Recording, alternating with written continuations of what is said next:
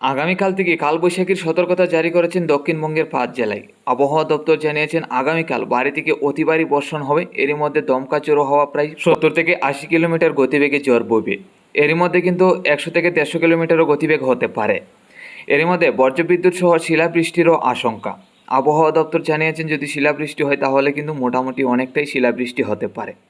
তো বন্ধুরা, এই যে সতর্কতা জারি করেছেন আগামীকাল, তাতে কোন কোন জেলায়, কোন 5 জেলায় কী পরিমাণ বৃষ্টি হতে পারে আগামীকাল, তাতে কোন কোন সময় হবে, এছাড়া আগামী দিনগুলির কী পরিস্থিতি আছে, আগামী 2 তারিখের পরে, আগামীকালকের পরে হয়তো 2 দিন আবহাওয়া পরিষ্কার থাকবে, তারপর থেকে আবারও 5 তারিখ থেকে দক্ষিণবঙ্গের একটানা কয়েকদিন ঝড় বৃষ্টির আশঙ্কা। এরই মধ্যে কালবৈশাখী ঝড়ের মতো ঝড় এবং বজ্রবিদ্যুৎ সহ ঝড় বৃষ্টি থাকতে পারে।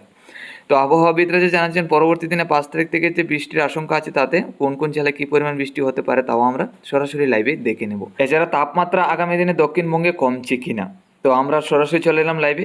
আজ 1 মে বুধবার 2024।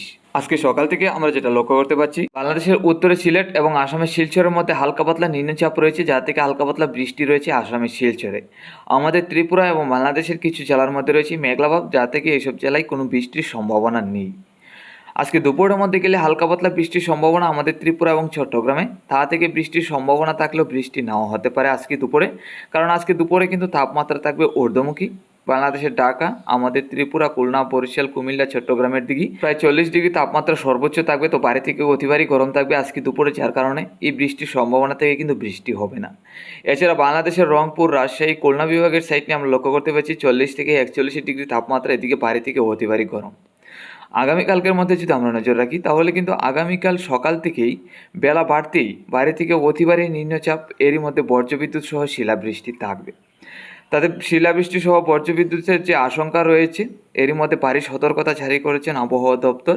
বাংলাদেশের সিলেট, কুমিল্লা, আমাদের ত্রিপুরা, বাংলাদেশের চট্টগ্রামের উত্তরে খাগড়াছড়ির দিকে, এছাড়া আসামের শিলচরের মধ্যে এই সতর্কতা জারি করেছেন।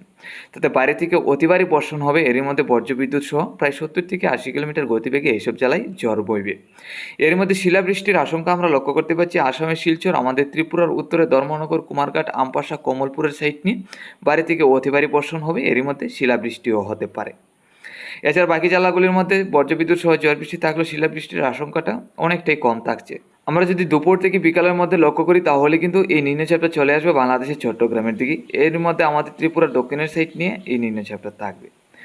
তো সম্পূর্ণ ত্রিপুরা রাজ্যে আমাদের আগামীকাল সকাল থেকে দুপুর পর্যন্ত একটানা বিকাল পর্যন্ত বৃষ্টির আশঙ্কা, আর বিকালের দিকে নিম্নচাপটা চলে আসবে চট্টগ্রামের দিকে।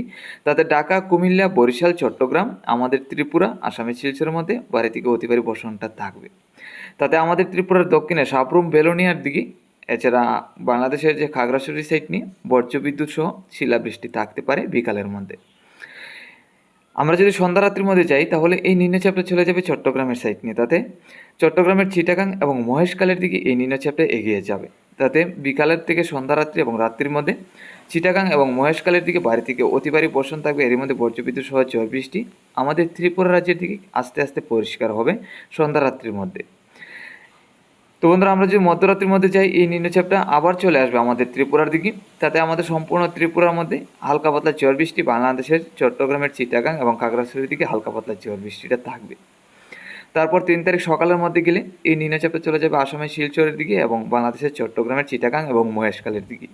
তাতে আসামের শিলচর এবং চট্টগ্রামের চিটাগাং এবং মহেশখালের দিকে ভারী থেকে অতি ভারী বর্ষণ সকালের মধ্যে লক্ষ্য করতে পারছি 3 তারিখে।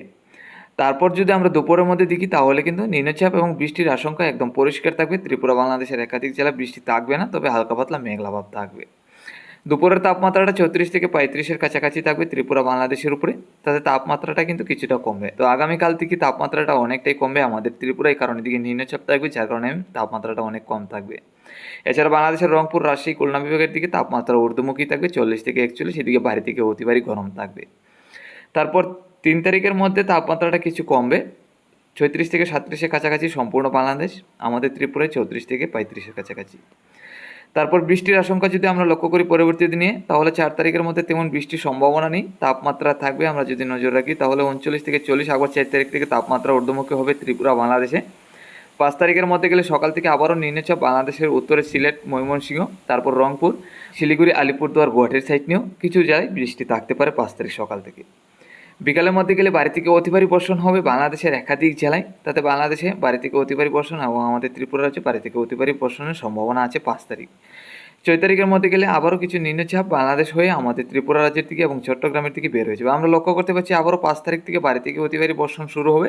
5 তারিখ এবং 6 তারিখ একটানা ঝড় বৃষ্টি থাকার আশঙ্কা আছে। তো 5 তারিখ থেকে আগামী কয়েকদিন হয়তো 8 তারিখ পর্যন্ত একটানা ঝড় বৃষ্টি থাকতে পারে আগামী দিনগুলিতে দক্ষিণবঙ্গের একাধিক জেলায়। এর মধ্যে আপডেট পরিবর্তনও হতে পারে। তো প্রত্যেকদিন আমরা আপডেট নিয়ে আসবো। তো বন্ধুরা, আমাদের চ্যানেল নতুন হয়ে থাকলে অবশ্যই চ্যানেলটাকে সাবস্ক্রাইব করে রাখুন।